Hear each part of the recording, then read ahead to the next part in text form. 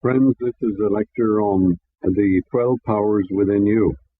Sometimes they're referred to as the 12 signs of the zodiac, the 12 sons of Jacob, the 12 months of the year, the 12 hours in the day, the 12 powers of Hercules, the 12 tribes of Israel, the 12 gates of heavenly Jerusalem, the 12 pillars of the temple of Heliopolis, the 12 stars of Janus, the 12 shields of Mars, the 12 mansions of the moon, and the 12 apostles symbolize and portray the 12 powers of man, or the elements of consciousness. The zodiac means the holy belt of animals within you. In other words, infinity, or the 12 powers. These powers must be disciplined and purified before you become illumined, before you become the God-man walking there. The 12 sons of Jacob represent the 12 disciples also. Their names and meanings are referred to in Genesis as Reuben, Simeon, Levi, and so on. In Matthew, they're called Andrew, Peter, James, John. They mean the same thing. It is our mission and purpose in life to discipline these faculties so that a godlike man will appear on earth. Then, like Job, we can say, "Yet in my flesh shall I see God." Job too asked this question, "Where wast thou when I laid the foundation of the earth? Declare if thou hast understanding. Whereupon are the foundations thereof fastened, or who had laid the cornerstone thereof? When the morning stars sang together, and the sons of God shouted for joy." This is not a question asked of God by Job, but it is really a question asked by man of his higher self. We have forgotten who we are, and we are trying to remember. Original sin has nothing to do with the physical sex act. It is man believing in the wisdom of the world and the opinions of men, and using his intellect destructively. Original sin simply means that man has forgotten his divine origin and accepts the opinions of men as the truth.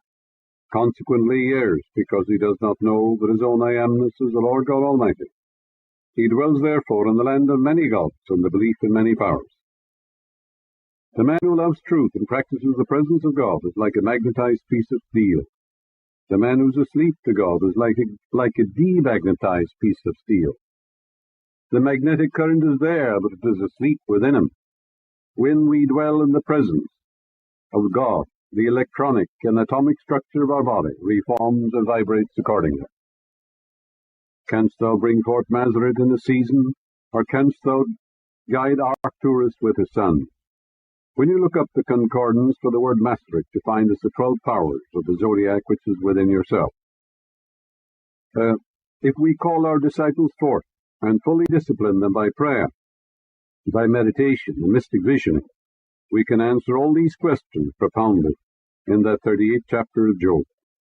When man is completely purified consciously and subconsciously, the distillate brought forth is the illumined man, called the God consciousness, or cosmic consciousness. Let each one determine for himself if he's calling forth these faculties. Andrew, or Reuben, in Genesis called Reuben, which means to behold the sun. The sun means the presence of God in you. Andrew is perception, perceiving the presence of God within you, or the truth of being. Andrew, therefore, means spiritual perception, was the first faculty of man. Spiritual seeing means understanding, illumination, comprehension. Just like you understand the answer to an algebraic equation, you say, "I see." This is not three-dimensional seeing, but it is seeing the truth about the outer fact. If you put a stick in a pond or a lake or a river, it seems to be bent. It isn't. It's an optical illusion. If you saw, for example, if you saw the two tracks in a railroad, they seem to come together. They don't. They're parallel. Therefore, that would be seeing the truth about the thing. The spiritual person sees the law of cause and effect operating everywhere, and he knows there is a subjective pattern behind all manifestation in his body and affairs. He knows the realization of his desire is the truth that sets him free. When you begin to see spiritually, you see peace where discord is, love where hatred is, joy where sadness is, light where darkness is, and life where so-called death is. You see the presence of God where confusion is. We look at the atmosphere and we say that there is nothing there, yet it is teeming with life. We look into the heavens and we see stars, But when we look through a telescope, we see countless stars not discerned by the naked eye. Which is right, the telescope or the eye? Many think the sun rises in the east and sets in the west, but spiritual seeing or understanding knows that this is untrue. If someone is sick in your family, how do you see them? If you see them unwell, you're not disciplining Andrew. Your spiritual perception or knowing must be perfect vision of health and happiness. If your mother is sick, see her home. She's happy, joyous, and free, bubbling over with enthusiasm. You're seeing the truth about her. Do you resist, resent, or fight conditions in your home or office? If you do, you're not calling Andrew to discipleship. If you detach yourself from the problem and focus on the solution or the way out, realizing an almighty power is backing you up, you're on the way to mastering this power. Peter is the second disciple or faculty of the mind. All these faculties, remember, are within you. And the zodiac is within you. 12 sons of Jacob are within you. Peter symbolizes the rock of truth, an immutable conviction of good. Peter is the faculty of mind that realizes that God indwells him, walks and talks in him. Peter is the type of mind that knows that the I am within you is God, and there is no other God. Peter is faithful to the end. That is, you're faithful every step of the way, knowing omnipotence is moving on your behalf, and that none can stay its hand and say unto it, what doest thou? Do you say to your ideal or desire, murmuring in your heart, that I am too old, I do not have enough money, I do not know the right people? Do you say, for example, that due to conditions, inflation, the present administration, events, or circumstances, it is impossible for me to realize my objective? If this is so, you're not disciplining Peter, but you're actually robbing yourself of the joy of experiencing your ideal. The faculty of faith, called Peter, knows no obstacles and recognizes no master or lord, except his own I am, for I am the Lord, that is my name. My glory you shall not give to another, neither shall you give my praise. Do you pray for a little while, then give up and say, I tried it, but it does not work? If you do, you must begin now to call Peter to discipleship, and you will realize the cherished desire of your heart. Peter is faith every step of the way, faith in the creative laws of life, faith in the goodness of God in the land of the living, faith in the great truth that you know your own thought is created, what you feel you attract and what you imagine you become. We're not talking about faith in creeds or dogmas of tradition. Peter, you're told, denied his Lord 3 times and said, when the cock crows the 3rd time, you will deny me, meaning that you will deny any man as your master. You will give no allegiance to any church or any man on the face of the earth. But you'll recognize no man as master. You'll recognize God as master. 3, the cock crowing means symbol of dawn, of birth or light. It also is a symbol of victory, symbol of triumph, symbol of conviction. 3 is always conviction. So you're absolutely convinced that I am is the Lord within you, and there is no other Lord. Therefore you'll give no allegiance to any man, or any institution, or any creed or dogma. But your total allegiance will be to Peter, not to Peter, but to the God presence within you. And you'll know no other God. All right. Where is your faith? Is your faith in the infinite intelligence within you, the supreme power? If so, you are calling Peter to discipleship. James is the righteous judge. My judgment, he said, was as a robe and a diadem. This means when we begin to discipline the faculty called James, we decree wholeness, completeness, and perfection. Our judgment, meaning our conviction, is as a robe based on the truth, and the diadem, beauty and perfection. We ask ourselves, how is it in God in heaven? All is bliss, harmony, peace, joy, abundance, security, right action. For that's the infinite spirit within you, where all is bliss. Then your verdict is based upon harmony, health, and peace. The judgment, with what judgment ye judge, ye shall be judged. The decision or the conclusion you come to about any person, whatever that thought is in your mind, you're creating it in your own mind, in your own body and circumstance. That's why you don't judge. For with what judgment you judge, you are judged. In other words, you create these in your own mind because you're thinking it and feeling it. Do you now condemn, criticize, or dwell on the shortcomings of others? If this is true, you're not calling James to discipleship, but you're actually building these negative qualities within yourself. We fulfill that which we condemn. We become what we condemn. Look around and you will see ample evidence of this. Are you incapable of hearing unpleasant things about another? Do you hear and realize only the good for the other? The student of truth, disciplining James, never gossips, criticizes, condemns, or vilifies, or finds fault with people. If he hears gossip and it is true, the student rejects it mentally and never breathes a word of it. The Bible says to imagine evil against the other is to lie. Begin to call this faculty to discipleship.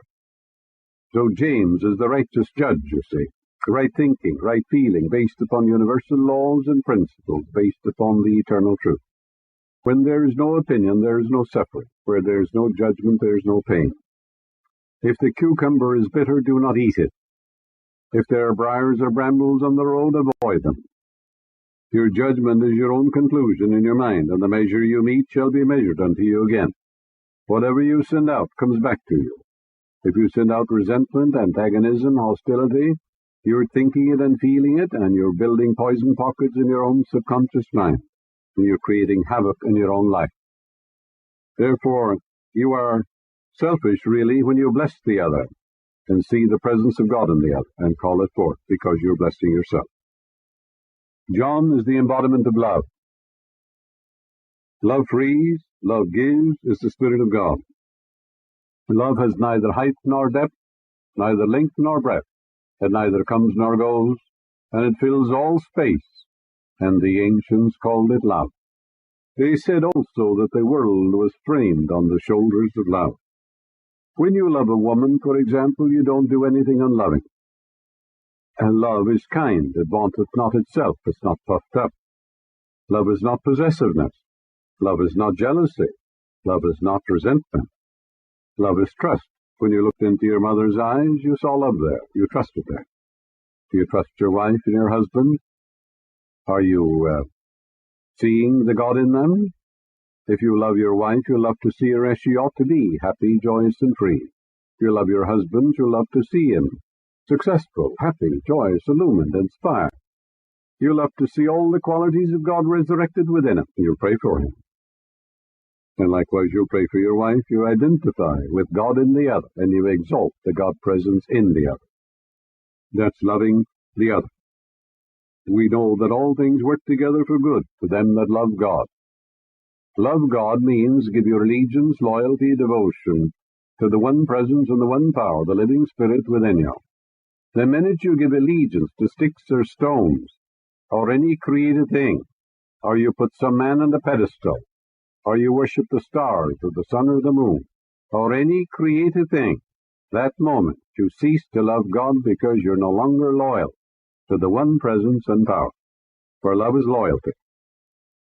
I am God, and there is no God beside me, and from the rising of the sun to the setting of the same, there is none else.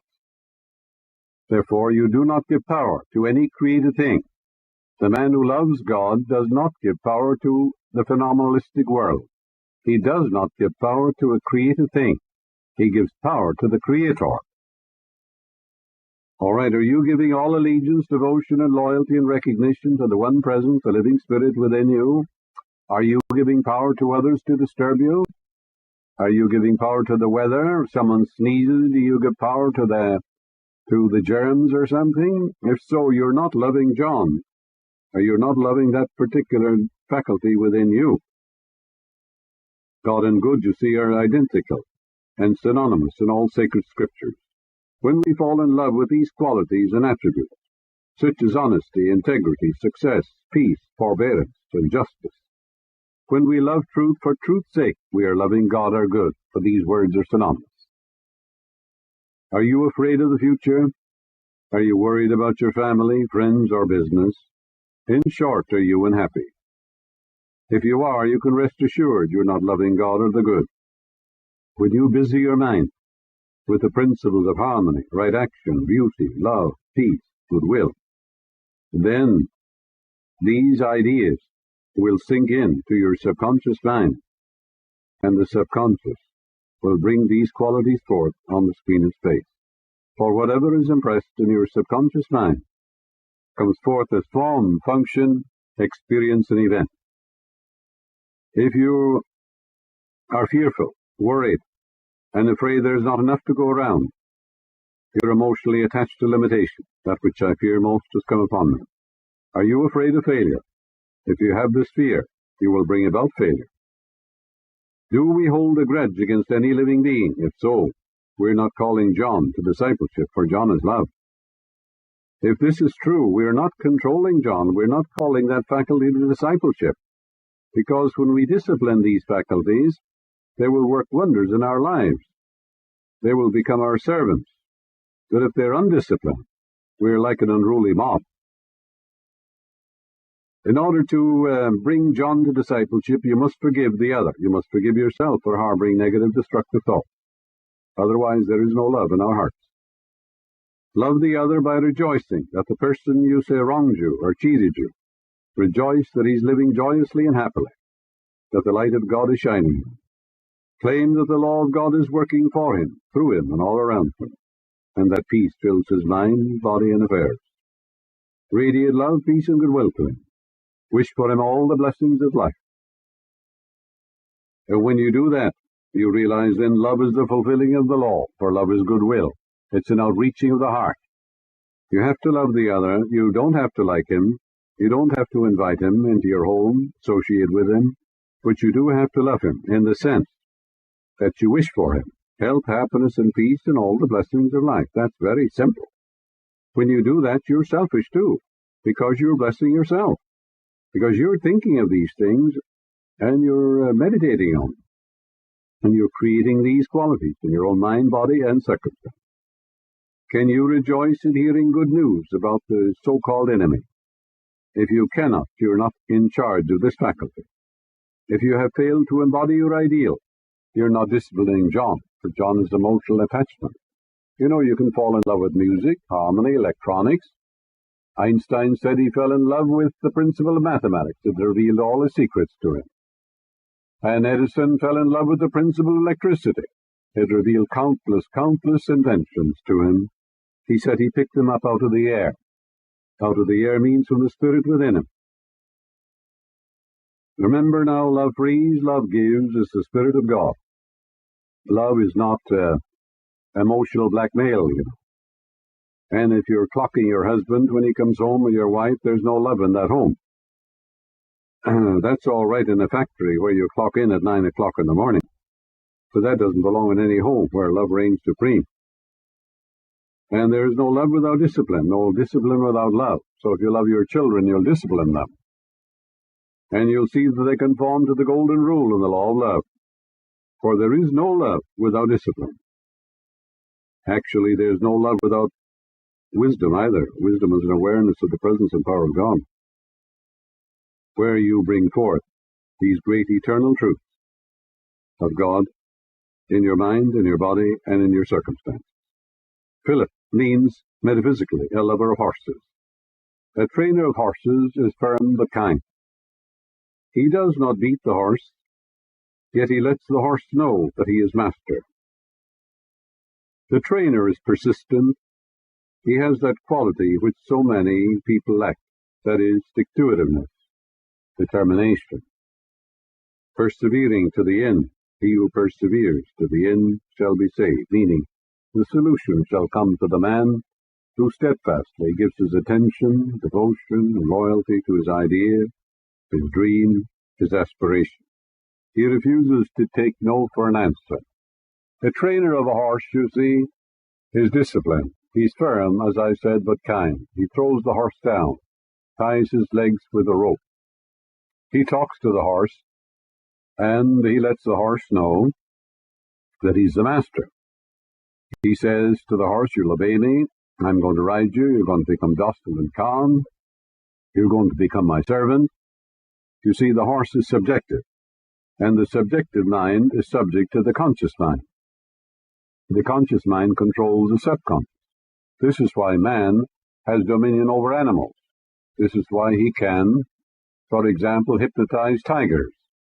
and the tigers are all hypnotized, and then the girls go into the cage, and everybody wonders. It's because the tigers are all in a subjective state, they're in a trance state, because the trainer hypnotized them and said, you'll obey, you're relaxed, you're at ease, and so on. So after a while, the horse realizes that man is his master, because he can throw him down, tie him up, and eventually the horse says, you know, that man is my master. Then the man jumps on his back, and docilely, in a docile way, he drives the horse down the road. The same thing applies to all animals. This is why man has control. This is why he can train a tiger, or a lion, or a wolf, and so on, to do tricks, because the subjective is amenable to suggestion. Philip, therefore, is the faculty of mind within us that enables us to use the power we have through love. Thus we conquer any situation.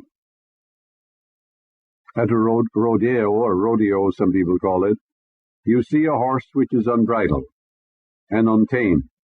No one can stay on him longer than a few seconds. This is the way with many people. They contemplate a new idea. They become enthused about it. A delightful mood is engendered. However, someone may sway them, or they may hear some unpleasant news which throw them off the horse. For example, a girl was contemplating a beautiful trip to Italy. She had planned to visit some relatives near Rome.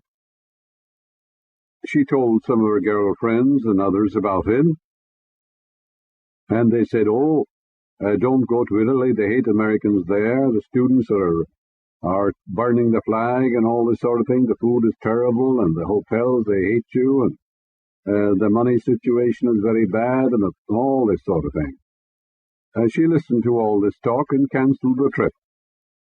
You know, she listened to these girls saying how awful conditions were, that there was no possibility of swimming there, the water was polluted, and the prices were outrageous and all. Later, some of her friends went to Italy, and they had the time of their life. Since she had contemplated, you see, a delightful trip, undoubtedly she would have had a wonderful trip. She lived in the joyous expectancy of it, as within, so without. A wonderful trip was in store for her, but she permitted the negative suggestions of others to throw her off the lovely horse that she was riding. Let us ride the mood to Jerusalem, which means let us sustain it, and we will reach the city of peace within ourselves. In other words, it is the sustained mood that creates. You have to be faithful every step of the way to the end. For example, a trainer of horses, he's an expert, he's teaching others how to drive the horse, how to ride the horse too. And suddenly he's thrown by a particular horse. What does he do? He doesn't say, why did this happen to me?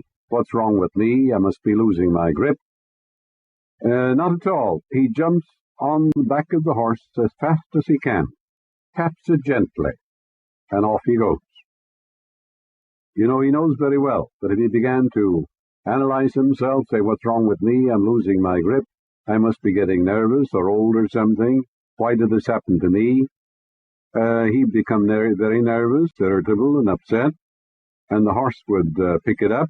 He'd lose his cool, so to speak. He'd lose his balance, equilibrium, and serenity. You see, he's too smart for that. He doesn't spend one moment in regret, but right back on the horse. Is that what you do? If so, you are disciplining Philip. Can you be swayed or made to change your mind? Can negative suggestions, ridicule, and criticisms of others throw you off the horse? If this is true, you're not disciplining Philip. Does the death of one of your dear ones cause you to feel despondent and gloomy, or do you rejoice in their new birthday? If you feel dejected and gloomy, you're not calling Philip to discipleship, but if you rejoice in their birthday, you are. Bartholomew means, according to the concordance, son of the furrow, or son of the plough, that is, prepared for seed. Metaphysically, it represents imagination. Imagination separates man from man, the beacon light in the world of darkness. Scientists, engineers, and astrophysicists, government and art and science are all looking for men with imagination. The whole world says it can't be done. The man with imagination says it is done. This faculty of the imagination has the power to cast every idea that man can conceive onto the screen of space in substance and form. The disciplined imagination, the furrowed land or son of the furrowed, is capable of picturing only lovely states and delightful moves. Imagination and faith are the two pillars, Jachin and Boaz, that lead to the Holy of Holies within yourself. We call Bartholomew to discipleship when we imagine the reality of the fulfilled desire. Whatever you imagine and feel to be true, your subconscious will accept and bring it to pass as form, function, experience, and events. If you are told of some evil prediction, it frightens you, and you begin to imagine and conjure evil. You have not called forth this power. Do not imagine evil for another, for yourself. Do you imagine that your son will fail in his examination, or that something bad will happen to members of your family? If you have these negative patterns, you're failing to call this great faculty to discipleship. For imagination is the workshop of God. Imagine what is lovely, beautiful, and of good report. Imagine you're a tremendous success. Imagine you now are doing what you love to do, divinely happy, divinely prosperous. The great singer, imagine she's before a wonderful audience, and that the majestic cadences of God are coming forth through her. She imagines loved ones congratulating her. She sees the audience, and she gets the thrill and the joy of seeing a light in their eye, and of listening to the applause and all that. She does all that in her mind, and it sinks into the subconscious mind. And then the nature of the subconscious is compulsion. She's compelled to become the great singer, or the great dancer, as the case may be. Yes, imagine what is lovely and of good report. Your little boy perhaps is at school. What do you imagine about him? Do you think the truck has run over him? Or that he's fallen in the pond, or he's going to get sick, or the flu or something? No. You realize where he is, God is. The love of God surrounds him and folds him and enwraps him. You're the mother, let us say, and you close your eyes during the day, and the little boy comes home, and he tells you, Mother, the teacher praised me today. Look at the wonderful marks I received. You're imagining what is lovely and of good report, and that's exactly what the boy will do, because you're calling things that be not as though they were, and the unseen become seen. Because what you imagine, the other telling you, and as you feel the wonders of it all, and as you rejoice in it, you are actually calling forth the God in him, because the boy is born to win, to succeed. Therefore imagine whatsoever things are true, lovely, noble, and godlike. Dwell on these things.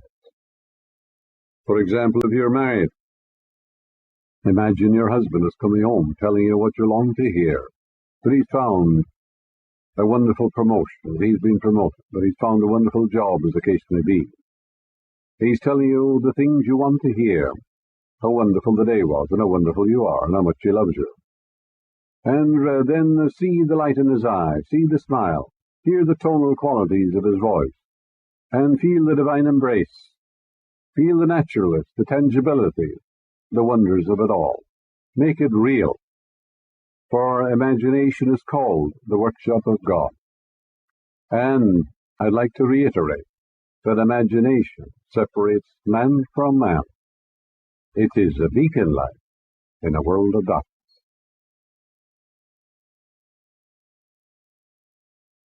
Thomas means jointed or conjoined.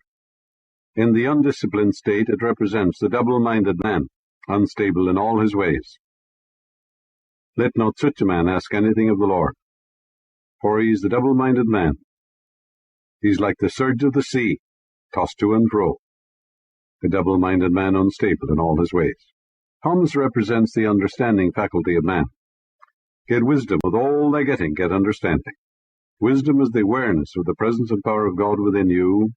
Understanding is the application of this knowledge to solve our daily problems and grow spiritually. Our reason and intellectual perception of the truth becomes anointed by the Spirit of God, and we go from glory to glory. The man who disciplines this faculty called Thomas, which is within you, knows that his own consciousness or awareness or spirit within him, self-originating spirit, is the God of his world and the seat of causation.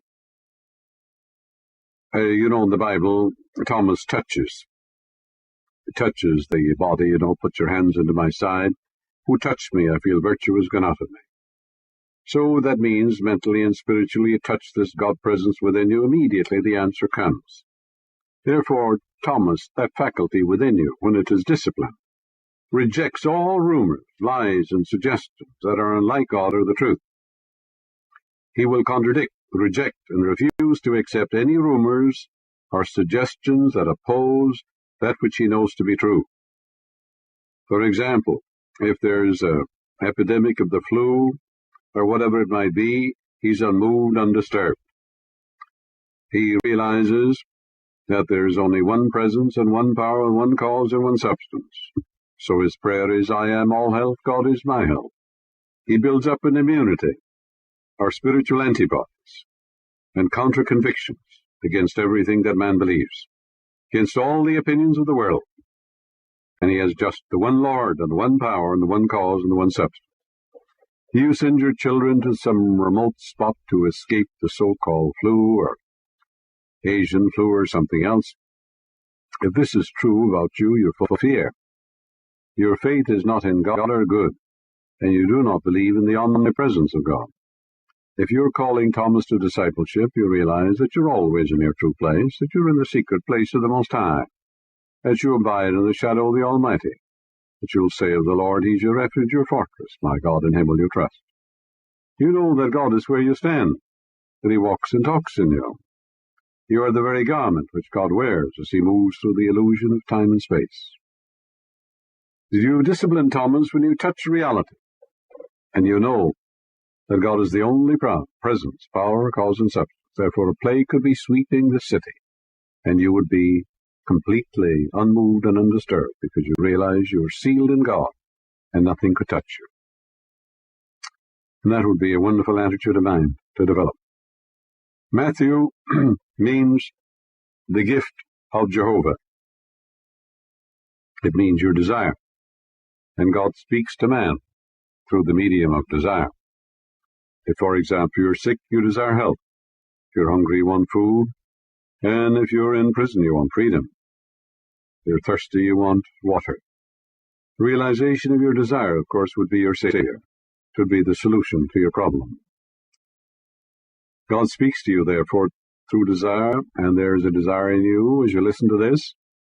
The Spirit within you, the life principle saying to you, come on up higher, I have need of you.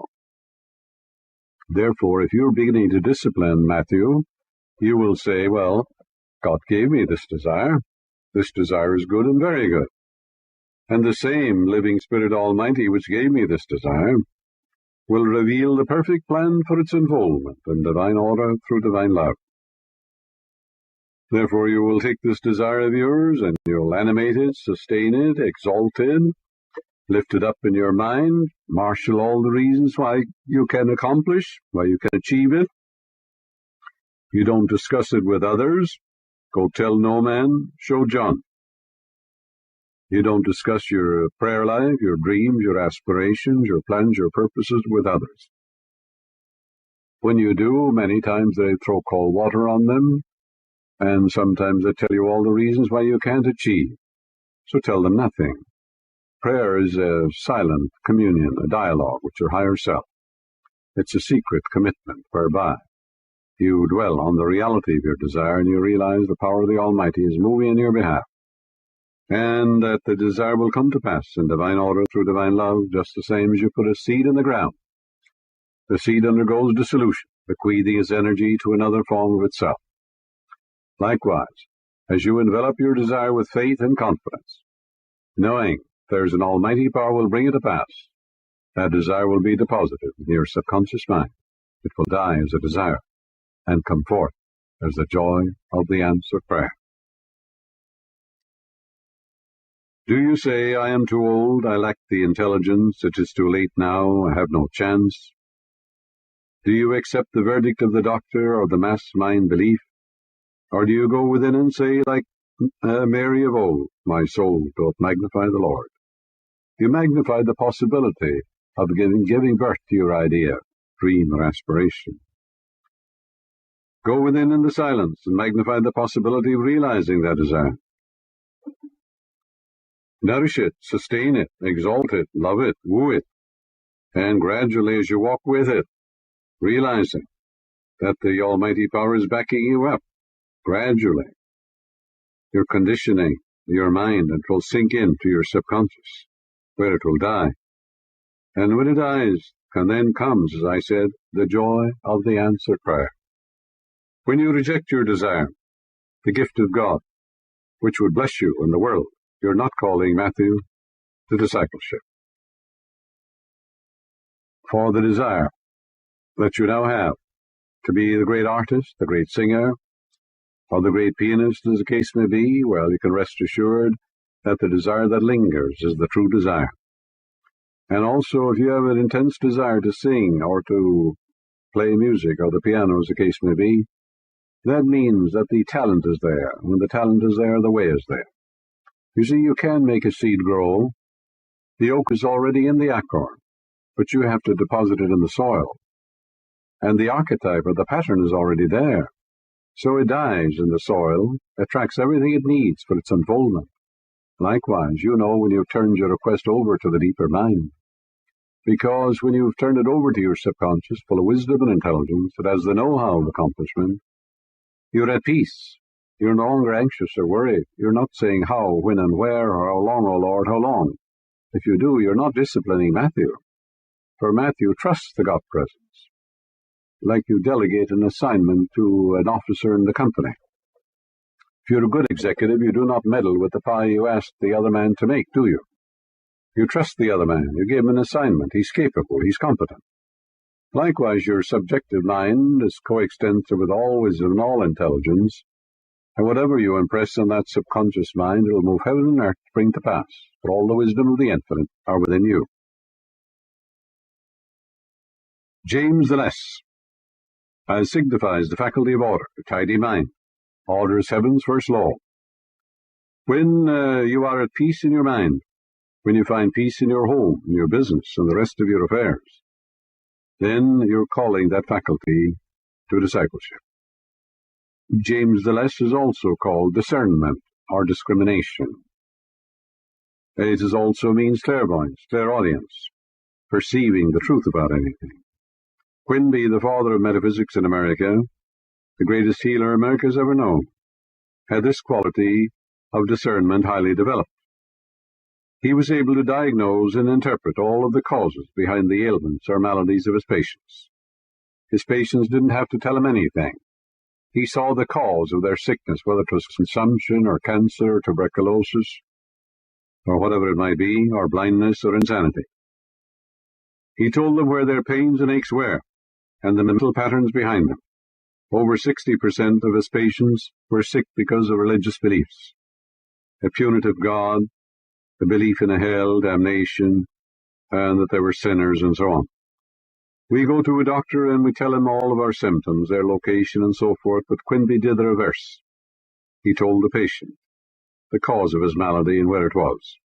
They marveled at this great capacity. He simply tuned in on their subconscious minds and subjectively saw their mental patterns.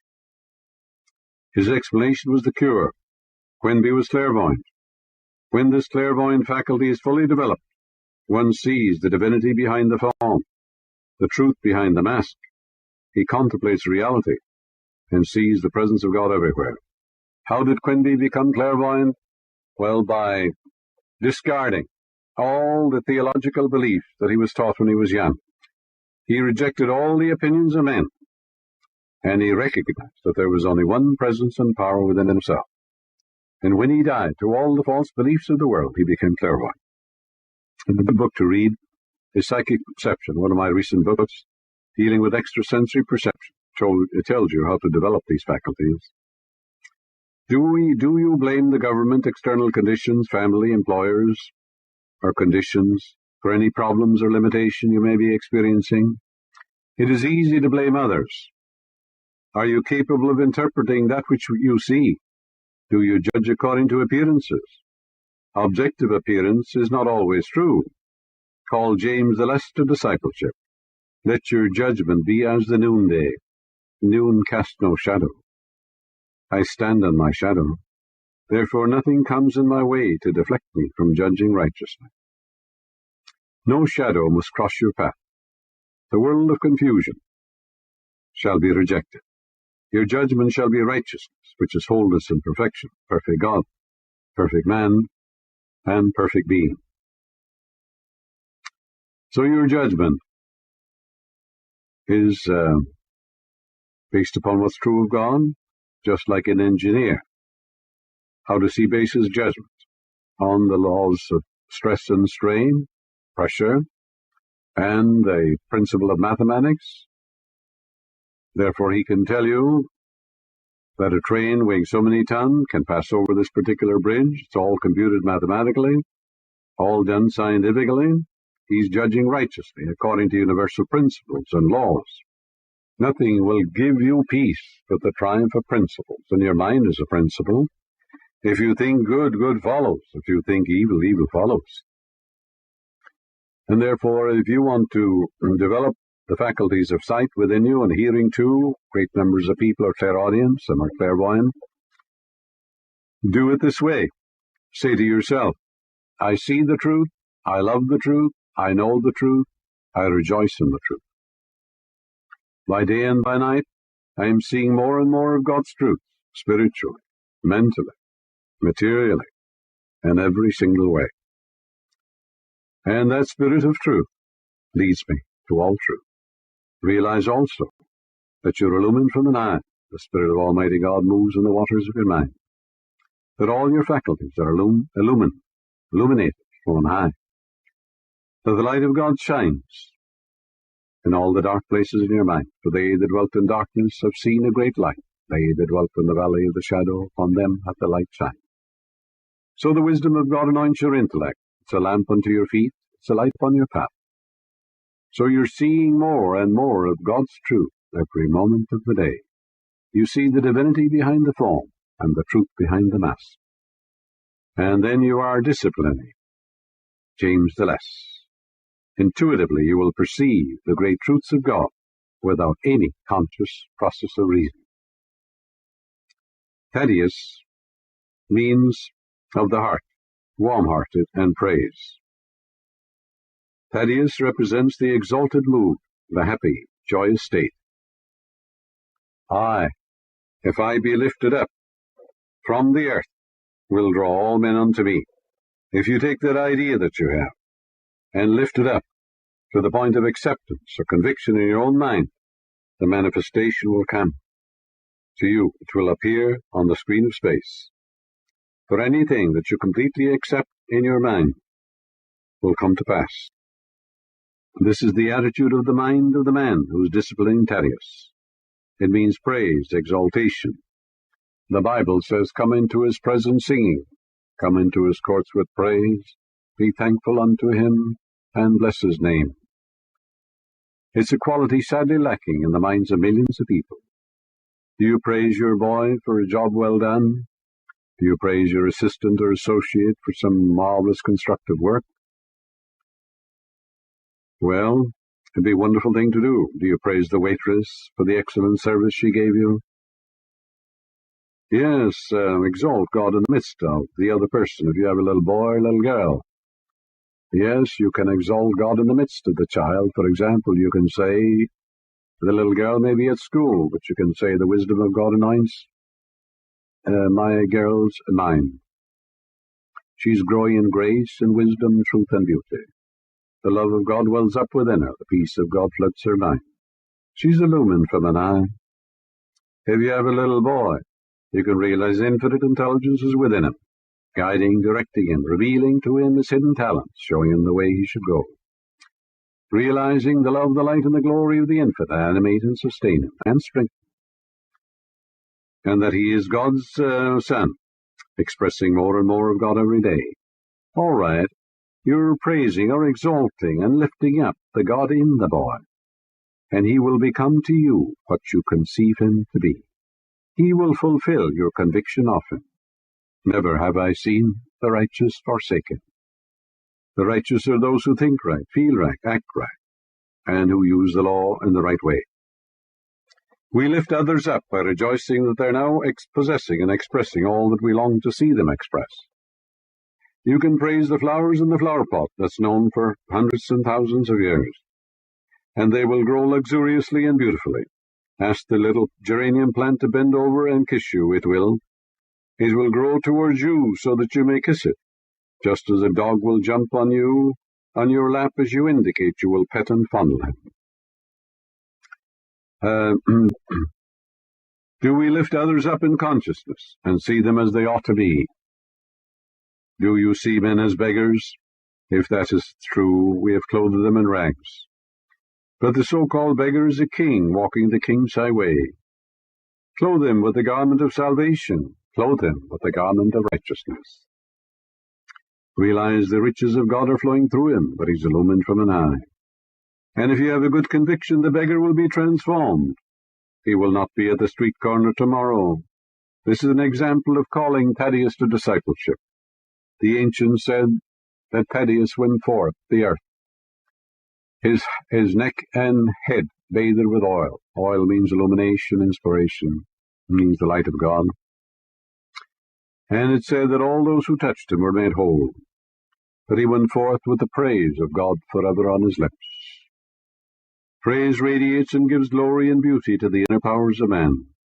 Let us emulate Thaddeus and walk the earth with the praise of God forever on your lips. Then you're really calling Thaddeus to discipleship. It's likewise if you give thanks for the blessings you have now. Count your blessings, the wonderful home, the blessings of your husband, your wife, your children, your lovely home, your health, your eyesight. Some people can't see, some can't hear, you know. And you give thanks for all the wonderful blessings you have now, and exalt God in the midst of you, mighty to heal. Then you see your subconscious will magnify your good exceedingly, and wonders will happen in your life. Father, he said, I thank thee that thou hast heard me, and I know that thou healest me always. And the ancient poet said, oh, God, give me one more thing, a grateful heart. So praise and gratitude are wonderful qualities. Another disciple is Simon of Canaan. Simon means hearing, hearkening. It means one who listens and obeys the voice of the one who forever is. Shemong is to hear. Canaan is the promised land. Well, the promised land is the realization of your heart's desires, the fruition of your ideas. When a scientist has an invention that comes forth and is objectified and made manifest, he has reached the promised land, hasn't he? When we discipline this faculty, we look for and expect spiritual guidance and illumination direct from the fountainhead of God.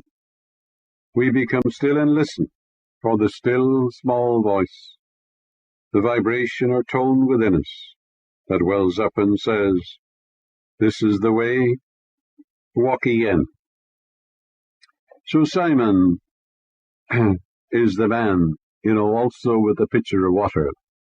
And you're told to follow the man with the pitcher of water. And he will lead you to an upper room where everything is prepared. Now, what is this upper room? This upper room, of course, is the presence of God in you, the living Spirit Almighty. It was never born, it will never die. Water wets it not, fire burns it not, wind blows it not away. Love was never born and never died. It never grows old. Grace never grows old. Joy never grows old. And beauty never grows old. Laughter never grows old. These are eternal qualities. Harmony always was, now is, and ever shall be. And these are qualities, attributes, and potencies of God. So the kingdom of heaven is at hand, and the works are finished from the foundation of time. And all things be ready if the mind be so. For the works are finished, you're dealing with the finished kingdom. No matter what you seek already is, because before you call I will answer. Therefore, no matter what the question is, The solution already is there. The answer is there, whether it's to the scientist or the man lost in the woods, or it's the doctor seeking a solution. The answer is already there. That's why, therefore, it is an insult to the divinity within you to beg or beseech or supplicate. That's why you go boldly to the throne of grace. You claim your good, which was given to you from the foundation of time. So you go into that upper room and you realize harmony is. You don't say, it takes a long time to get a healing. You're saying God takes a long time to heal. You don't say, someday I'll be happy, or someday I'll have peace. The God of peace is within you. Tune in on the God of peace and let the river of peace flow through you now. You don't say, someday I'll have love. Well, the God of love is within you. Open your mind and heart and let God's love flow through you. And the answer is now. For God, your good, is the eternal now. Simon of Canaan may be summed up as receptivity to the inner voice of wisdom, truth, and beauty. This leads us to the land of Canaan, the promised land, the realization of harmony, health, and peace. We hear only the good news about ourselves and others. We expect the best, and invariably the best will come to you because you expect it. The man who disciplines this faculty of mind lives in a state of joyous expectancy. Invariably, ineluctably, the best comes to him. The word of God goes before such a man as a pillar of a cloud to lead them in the way, and by night in a pillar of fire to give them light to go by day and by night. Do you now gossip, dissect others, criticize them, and indulge in backbiting? These negative qualities prevent you from controlling and disciplining this important faculty of mind. Do you hear and feel only the best for others? If you can, turn not aside and faint not, and this presence and power will lead you to a land of plenty, flowing with the milk of life eternal and the honey of unblemished wisdom. And the pillar of cloud will lead you on the way, and by night in a pillar of fire. Because the ancients, took a brazier, that's a metallic instrument where you put coke or coal in, and when they wandered away, the stragglers, they walked in the desert, some of them got lost, and therefore they would see the smoke during the day, and of course they would follow where the smoke was, and then at night the sparks would fly upwards, and even though they were lost, they would see the sparks and they would go where the sparks were. But also that has an inner meaning. The cloud by day, the cloud, becomes saturated and falls as rain. I'll rain blessings from heaven for you. It means walk in the consciousness of God's presence, the love of God surrounding you, and enfolds and enwraps you. And divine love going before you. That's the pillar of cloud. Pillar is a fixed conviction of God's presence. And that leads you on the way. For divine love goes before you, making straight, joyous, and glorious your way. And the night, yes, you may be sound asleep upon the bed, but God makes himself known in a vision and will speak to a man in a dream. Judas means limitation, the sense of need, desire, or the irredeemed life force. It has nothing to do with a man. It's not a man at all. We're all born with Judas, because Judas means limitation. That's the only way you can develop and discover yourself. You must have problems, challenges, difficulties, otherwise you'll never discover your divinity. You're not born fully orbed. God becomes man by his belief in being man. God limits himself by his belief in being man. Therefore you are God walking the earth. We're all born with Judas, meaning limitation. You have a body, you're limited, you're born into all that this mass mind represents. We're born into the world where we're conscious of boundaries, time, distance, and other limitations. You're aware of opposites, you're a sentient being, you have sensation, and there's night and day, ebb and flow, in and out, sweet and sour, there's comparisons, and so on. Thou hast been in Eden, the garden of God, and every precious stone was thy covering. We were all in a desireless state at one time. We were in the living Spirit Almighty. Now we're born into the three-dimensional world. We have desires. Our failure to realize our desire, cherished hopes and ideals, is the cause of our frustration. Lack of understanding has caused men to lust, hate, and be greedy for other people's property, territory, possession, land. So it is said Judas carried the bag of money, sense of need or limitation. When we discipline this faculty, it is one of the greatest of all the disciples, for it reveals the God self, or the truth that sets us free. We are told Judas betrayed Jesus. This, of course, is a parable and allegory. Betray in the Bible means to reveal. So, I must know your secret. And the secret is the presence of God in you, for betray means to reveal. Now, every problem reveals its own solution in the form of a desire. A boy of 8 years of age can see this. Judas is necessary for the drama. I have chosen 12, and one of you is the devil, meaning limitation. All right, you can't get rid of it because it's necessary for your unfoldment. But it's through our problems we discover the God presence within, which is our Savior. The joy is in overcoming the problems. When we accept our desire, then the realization of our desire is our Jesus, or the solution to our problem. Well, all that's symbolic. Judas dies or commits suicide, and the Savior, or answered prayer, is revealed or made manifest.